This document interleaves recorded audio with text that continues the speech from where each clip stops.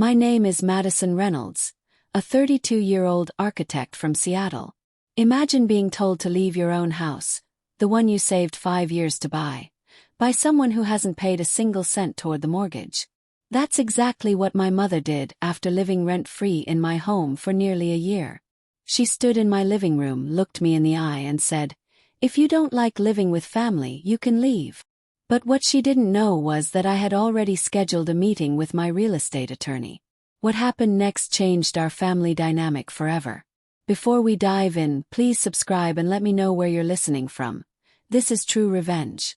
I'd love to hear if anyone else has dealt with family boundary issues. It started 11 months ago with a phone call that changed everything.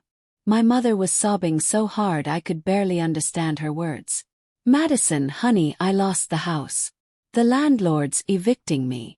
She'd taken early retirement without planning properly, and now at 58, she couldn't afford rent anymore. Before I could even process this, she added, "Tyler and Jessica are struggling too. Your brother lost his job at the warehouse 2 months ago." My younger brother Tyler was 28, supposedly in his prime working years, but he'd been between jobs more often than not. His wife Jessica worked part-time at a boutique downtown, maybe 20 hours a week. "Just for a few months, sweetheart," Mom pleaded. "Until we get back on our feet." How could I say no? This was my mother, the woman who raised me alone after Dad left. So I said yes. They could stay in my 4-bedroom house in Queen Anne, the home I'd saved 5 years to buy, scraping together the down payment by working 60-hour weeks and skipping vacations. Let me be clear about the finances here. My monthly costs were substantial. The mortgage was $2,100, utilities around $400, internet and cable another $200, and homeowner's insurance $300. That's $3,000 every month, not counting groceries, maintenance, or quarterly property taxes. When they moved in that rainy October weekend, I watched the U-Haul pull up with their belongings. Mom hugged me tearfully, Tyler gave me an awkward pat on the shoulder, and Jessica commented on how lucky I was to afford such a nice place. I thought it would be nice to have family around for the holidays. I had no idea what I was signing up for. The first month felt almost normal. The house was fuller, louder, but it was family, right? I deep cleaned the guest rooms myself, bought new bedding, even put fresh flowers on their nightstands. Mom kept saying how grateful she was. By month 3, the gratitude had evaporated like morning dew. Tyler discovered my home office, a converted bedroom where I worked on freelance projects. One evening, I came home to find my drafting table pushed aside and his gaming setup installed. 3 monitors, a gaming chair, LED lights everywhere. "Hope you don't mind, sis," he said without looking up. "The Wi-Fi's strongest in here." By month 5, Mom was hosting her book club every Tuesday, her church friends on Thursdays, and bridge club on Saturdays. My quiet sanctuary had become Grand Central Station. But here's what really got to me. I was cooking dinner for 4 every night after 10-hour workdays. I'd text asking what they wanted from the grocery store, and the lists kept growing. Prime rib, organic vegetables, Mom's expensive coffee. Not once did anyone offer to split the grocery bill. Packages started arriving in month 6. Every day, the doorbell rang with deliveries for Jessica. Designer purses, shoes, makeup palettes. She'd giggle about her retail therapy while I mentally calculated how that money could have gone toward rent. By then, I was sleeping less, stress-eating at work, missing deadlines on a major project. My boss pulled me aside. "Madison, you look exhausted. Everything okay at home?" What could I say?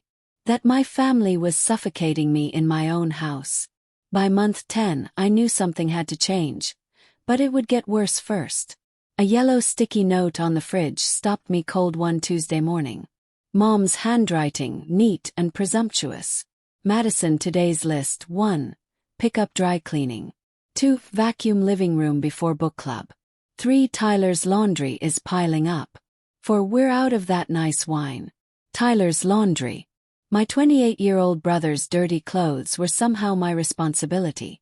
That evening, I didn't get home until 8 p.m.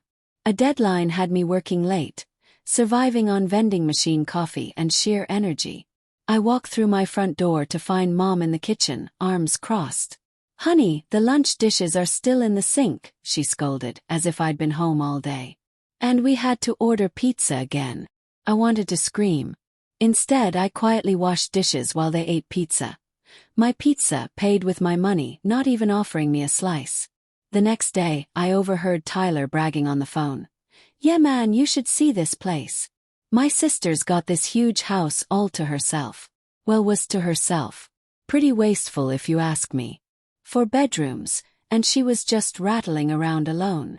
Rattling around, in the house I'd earned. Friday brought Jessica's contribution to my humiliation. She cornered me while I tried to work from home. "Madison, can I ask you something?" She didn't wait. "How come you never date? I mean, you're not getting younger. Maybe if you weren't so particular, you'd have someone to share all this with." Particular.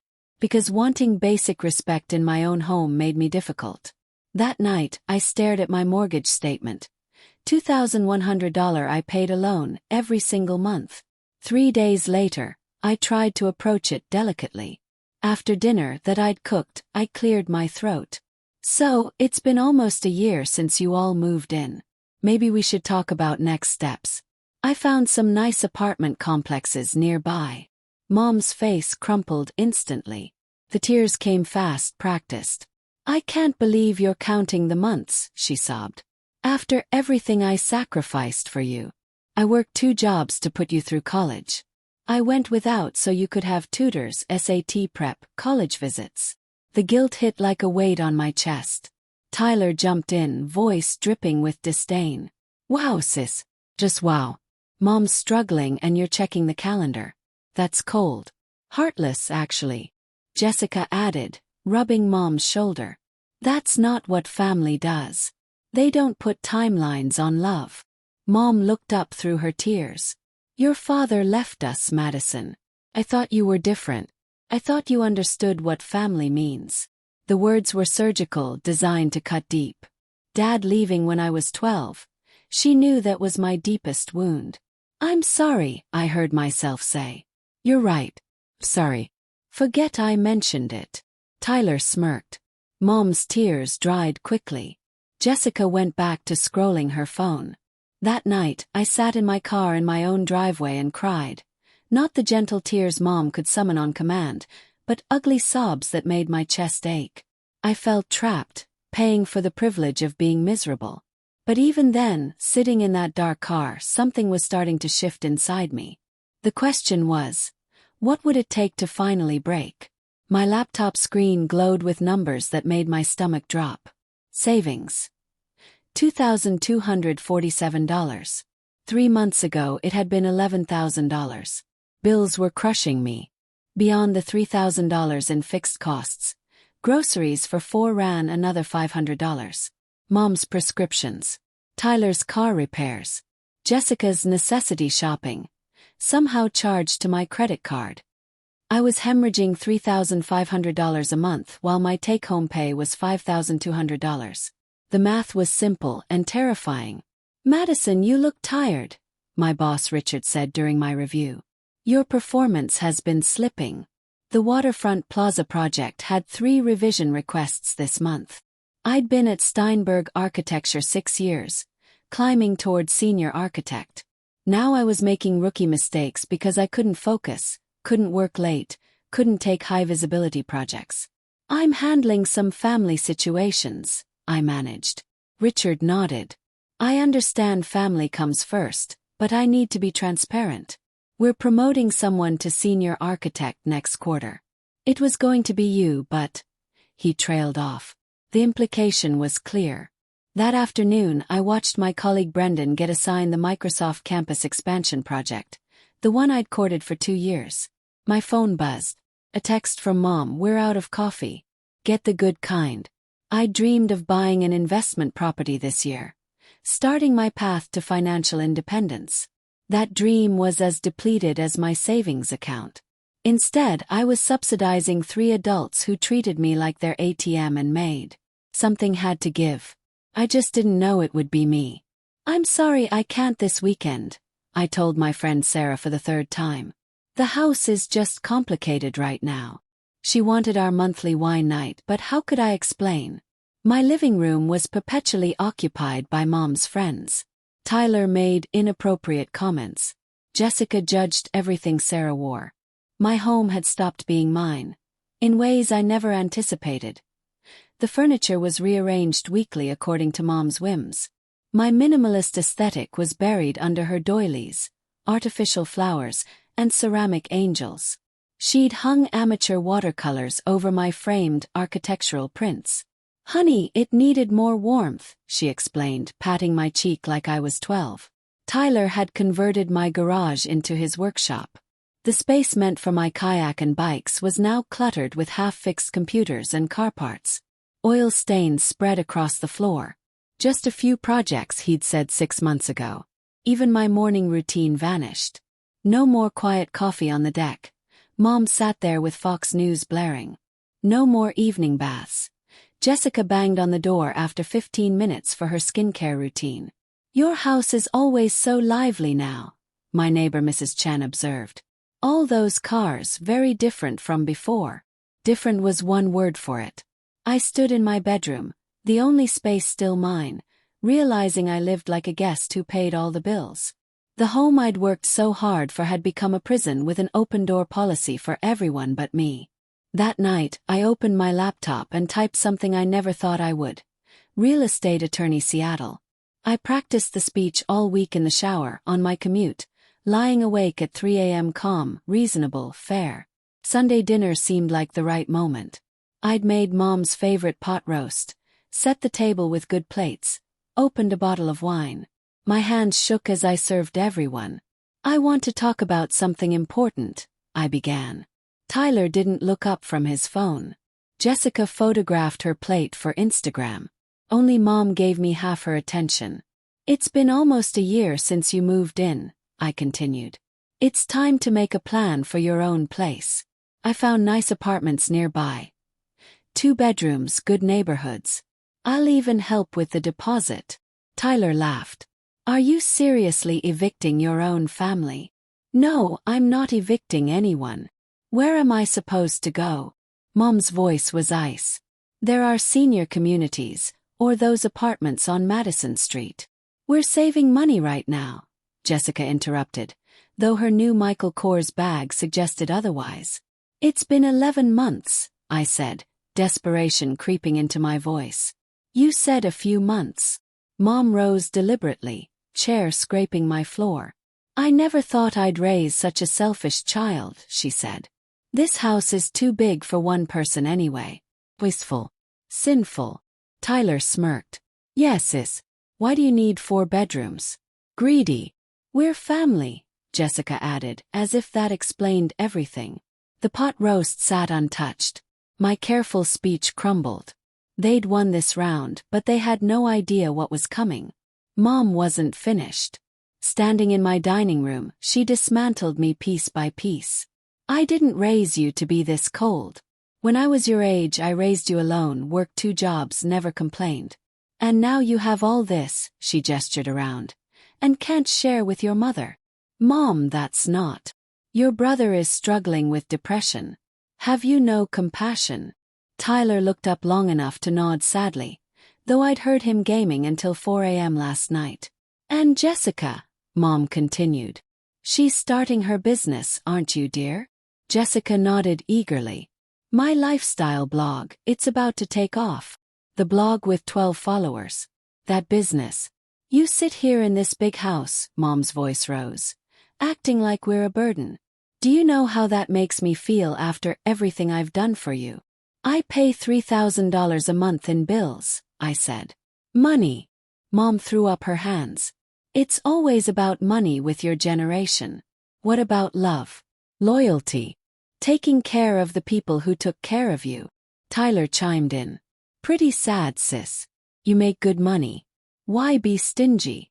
"We're not asking for much," Jessica added. "Just family helping family." Mom delivered the final blow. "Your father would be ashamed of how you turned out." The room spun. Dad, who'd left, never paid child support, started a new family in Portland. Yet somehow I was the disappointment. "We're your family," Mom concluded, voice hard as granite. "Act like it." 2 weeks earlier, I'd sat in Patterson and Associates real estate law. The leather chairs smelled expensive. The certificates screamed decades of experience. "Let me understand," Attorney Patricia Patterson said, adjusting her glasses. "Your family has been living with you how long?" "Almost 11 months. No rent. No agreement." She nodded, making notes. "And the property is solely in your name?" "Yes. I bought it before they moved in. Only my name on the deed, mortgage, everything." "Good. That makes it cleaner." She pulled out a statute book. "They're considered guests, not tenants. You can revoke their stay anytime, though I suggest 30 days' notice as courtesy." "Can they fight it?" "They can try, but with no rent payments, no lease, no ownership, they have no legal standing. Ms. Reynolds, you have absolute rights as the sole owner. The law is on your side." She slid me her business card. "When you're ready, call me. I can prepare notices within 24 hours. I tucked the card away, thinking I'd never use it. But after that dinner, her words echoed. "You have absolute rights." I saved her number under emergency exit. For months I'd been building my case. Every mortgage payment photographed and filed. 60 payments, all from my account, all in my name. I opened a new bank account, rerouted deposits, transferred what little was left of my emergency fund. The property deed sat in my safe deposit box, with certified copies for backup. I bookmarked eviction statutes, printed key sections. I even got quotes from moving companies, ready to act. Each document felt like both betrayal and survival. Mom once asked, "Why are you so secretive lately?" "Work stuff," I lied, heart racing. But it wasn't work. It was my escape plan. Meticulous, legal, bulletproof. The papers weren't just documents. They were my declaration of independence. If you've ever felt like a stranger in your own home, hit like. Comment if I was too patient. Should I have acted sooner? And please share this video with anyone struggling to set boundaries with family. Mom's assault ended with the killing blow. "If you don't like living with family," she said, each word sharp, "then you can leave." The words hung heavy. Tyler laughed. Jessica smirked. "I'm sorry, what?" "You heard me," Mom said, settling into my chair like a queen. "If you're unhappy, leave. Tyler and Jessica can help with bills." "Yeah," Tyler nodded. "I'm starting that coding boot camp next month. I'll have a job soon." The coding boot camp he'd been starting next month for 6 months. "This is my house," I said quietly. "This is a family home now," Mom corrected. "Not just yours. We've made it ours. A real home with family dinners and warmth. Something you never managed on your own," Jessica added. "Maybe you could get a studio downtown, closer to work. More appropriate for a single woman." Appropriate for a single woman. In my own house that I'd bought with my own money. "We'd take good care of the place," Tyler offered magnanimously. "Better than you do, honestly. You're never here anyway." I stood up slowly, mechanically. My hands weren't shaking anymore. Something inside me had gone quiet, cold. "Where are you going?" Mom called as I headed upstairs. "To pack," I said without turning around. "Don't be dramatic, Madison." But I wasn't being dramatic. I was done. They wanted me gone. Fine. But they had no idea what they just unleashed. No slammed doors, no yelling, no tears. Just quiet precision. Wallet, phone, laptop, keys, change of clothes, emergency credit card, safe deposit key. "Madison," Mom's voice floated up the stairs. "Stop being childish." I walked past her without a word. Past Tyler, already back on his headset. Past Jessica, posing with her wine glass. "Where are you going?" Mom demanded. "You told me to leave," I said simply. "So I'm leaving." I didn't mean, "Madison, don't be ridiculous." But I was already at the door. My door. My house. The one I was walking out of because my mother had told me to. "Madison Elizabeth Reynolds, you get back here right now." I turned once. "Mom, you made it clear." This is your family home now. Enjoy it. The door closed with a quiet click. No scene. No drama. Just done. I sat in my car 30 seconds, engine running, waiting to see if anyone would come after me. The porch light never flickered. No one came. I drove to Walmart's parking lot. Well-lit, cameras, safe enough. Parked between two RVs and turned off the engine. 9:47 p.m. homeless by choice. Sitting in my paid-off Mazda while 3 freeloaders occupied my $650,000 house. But for the first time in 11 months I could breathe. More importantly, I could plan. At 3 a.m. the plan began. Can you believe she told me to leave my own house, the one I paid for? At this point in the story, what would you have done? Call the police. Lawyer up. Something else. Drop your thoughts in the comments. I read every one. And if you're not subscribed, hit that button and the bell because what happens next gets interesting. At 3 a.m. Walmart's lot was quiet, aside from delivery trucks. I opened my laptop tethered to my phone. Time to transfer the crown. Seattle City Light. Change account holder. Barbara Reynolds. Same address. Effective 8 a.m. success. Next. Seattle Public Utilities. Barbara Reynolds. Submit. Comcast was trickier, no transfer. So I scheduled cancellation for noon. Let them scramble for Wi-Fi. Huawei portal next. Dated the contact. Barbara Reynolds would now get all notices about lawn care and garbage bins. Each confirmation felt like dropping a weight. Then I remembered something delicious. Years ago, when Mom's credit tanked, I'd added her as an authorized user on my utilities. She could take them now, but only if she qualified with her own credit and deposits. At 6:47 a.m., Patricia Patterson texted back, "My office. 3 p.m. bring the deed." By 9 a.m., I'd retrieved the deed from my safe deposit box and made one more copy. Sitting in the car, I smiled for the first time in months. Patricia's office was a sanctuary of law and order. She examined my documents. The deed is clear. Mortgage payments all from your account. Excellent record keeping. This will be straightforward. What happens next? Yes. I'll draft a formal 30-day notice to vacate. Guests only, no tenancy rights. I'll also clarify ownership to avoid confusion. Could you come to the house? Yes. Her smile was sharp. I charge $200 for house calls. But yes. When? Today. 3 p.m. I sent the group text. Family meeting. 3 p.m. Be home. Mom replied instantly. Finally coming to your senses. Tyler, whatever. Jessica didn't reply, but she'd be there. She never missed drama. At the bank, I printed 5 years of mortgage records. 60 payments, every one mine. The teller asked if everything was okay. Better than okay, I said. I'm setting boundaries. By 2:45 I sat outside my house. 3 cars in the driveway. Patricia pulled up, briefcase in hand. Ready? She asked. I'd never been more ready. We walked inside at 2:58. TV blaring, Mom on the couch, Tyler in my recliner, Jessica painting her nails. Madison. Mom stood, then froze at the sight of Patricia. Who's this? This is Patricia Patterson, I said evenly. She's a real estate attorney. The TV suddenly felt too loud. Tyler sat up. Jessica's brush stopped mid-stroke. A lawyer.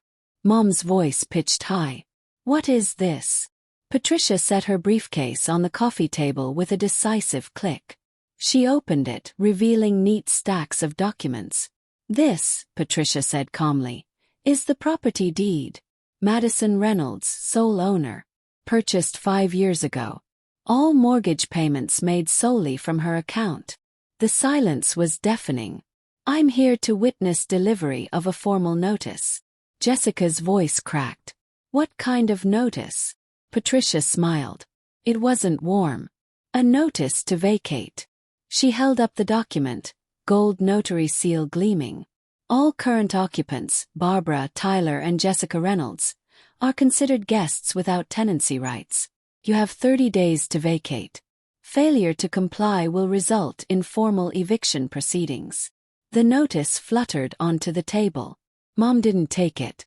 This is completely legal and enforceable, Patricia said. Washington law is very clear. You can't just kick us out. Tyler shouted. Your guests, Patricia corrected. Guests asked to leave by the legal owner. I stepped forward and signed the notice in front of them. My signature was steady. Final. Madison, Mom whispered. You're evicting your own mother. No, Mom, I said evenly. I'm ending your guest status, just like you ended mine last night when you told me to leave my own house. Patricia slid out 3 copies. Each of you gets one. I suggest you start making arrangements immediately. Jessica's voice was shrill. This is illegal. We have rights. Patricia handed her another document. These are Washington statutes. You're welcome to hire your own attorney, though I doubt they'll say differently. Mom stood trembling. Madison, you can't do this to your mother. Mrs. Reynolds, Patricia cut in calmly. She absolutely can, and she is. Tyler leapt up, face red. We've been here a year. That makes us tenants. Actually, Patricia replied, producing another sheet. Tenancy requires a lease or rent payments. You have neither. Every mortgage payment is in Madison's name. Have you ever paid rent? We're family, he sputtered. Family doesn't override property law. Jessica frantically Googled. It says we should get 60 days. That's for tenants, Patricia corrected. Your guests. Mom tried another angle. This is a family home. We've made it ours. Finally spoke steady. No, Mom. It's mine. You told me yourself. If I didn't like the arrangement, I could leave. You said this was a family home, not just mine. Well, here's the legal reality. It's always been mine. Tyler kicked the coffee table. Patricia's voice snapped like a whip. Mr. Reynolds, I'd advise against property damage. That could mean immediate removal by law enforcement. He froze. Mom sank down, looking suddenly older. Where are we supposed to go? The same place you expected me to go last night, I said. Anywhere else? Patricia closed her briefcase. My card is with the documents. If you have questions, have your attorney call me. She left, heels clicking on my hardwood floors. Day 2 brought reality crashing down. 8:17 a.m. Mom called, panicked. Madison, the electric company wants a $400 setup fee. What did you do? I transferred the account into your name like you wanted. The house is yours now, remember? But I don't have. Blick. Hung up. By noon, the internet was shut off. Tyler called, burning through his data. The Wi-Fi's down. I have a raid scheduled. Comcast was in my name. You'll need your own account. They'll want a $300 deposit. I don't have it. Then you have a problem. Day 3, Jessica called. The water company wants $600 security deposit. This is insane. Welcome to home ownership, I said. Or in your case, home rental. By day 5, Mom texted. Bills are over $3,000 a month. We can't afford it. I didn't reply. Day 7, Mrs. Chen next door called. Madison, dear, there's a U-Haul in your driveway. Everything okay? Better than okay, Mrs. Chen. They're moving out. Tyler found an Amazon warehouse job in 4 days. Funny how fast unemployment ends when homelessness looms. Jessica suddenly had full-time availability at the boutique. Mom even reconciled with her estranged sister in Tacoma. Amazing what necessity teaches. By day 14, Tyler admitted quietly. I didn't realize you were paying $3,000 a month. Yes. That's reality. He shuffled. We found a 2-bedroom in Kent. It's not much, but it's ours. The deposit's steep though. I transferred $2,000 on the spot. I promised to help with the deposit. I keep my promises. His eyes widened. Madison, thank you. Day 25. The U-Haul arrived. I watched closely, making sure nothing of mine left with them. Jessica muttered about heartless people. But they packed. Day 28.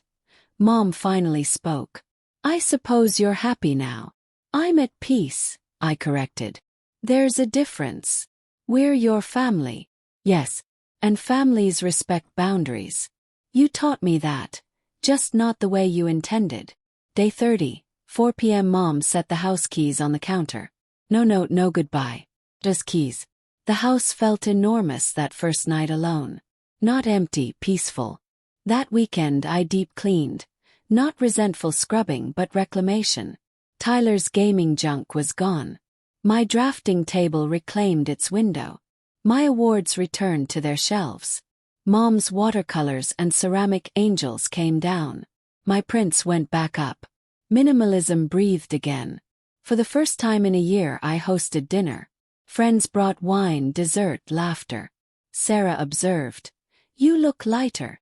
I can breathe in my own home again. 3 months later. Promotion to senior architect, 15% raise, corner office. Richard smiled. Glad you worked things out. This is the Madison we hired. 6 months later. Savings rebuilt, $8,000 in the bank. Investment property back in my 5-year plan. Mom texted. Can we visit for Thanksgiving? I replied 3 hours max. No overnight stays. She didn't argue. Progress. Later she asked for $500 for rent. I said I can't help with that. Look into assistance programs. Silence for 3 weeks. Thanksgiving dinner happened. Awkward but civil. Tyler thanked me. Jessica complained. Mom kept quiet. Christmas, Mom asked. Can we stay one night? No. There's a La Quinta nearby. I'll send you the link. Boundaries held. Months later, Tyler called before visiting. He had his own apartment, paid his bills, even got promoted to supervisor. Jessica and Tyler eventually split. She moved back to Spokane. And Mom, well, something softened. Without daily resentment we could talk. One night she admitted quietly. I took advantage. I see that now. We both learned something, I said. I learned to stand up for myself. You learned that I would. Family doesn't mean accepting disrespect. Love doesn't require losing yourself. Sometimes the kindest thing you can do is show people exactly where the line is, even if you draw it with legal documents. Thank you for watching my story. If this resonated, give it a thumbs up and share with someone who needs to hear it's okay to set boundaries. Even with family. Comment the hardest boundary you've ever set, and don't forget to subscribe. Remember, love does not mean letting people walk over you. Your peace of mind is worth protecting. Until next time, this is Madison, reminding you, you deserve respect in your own home.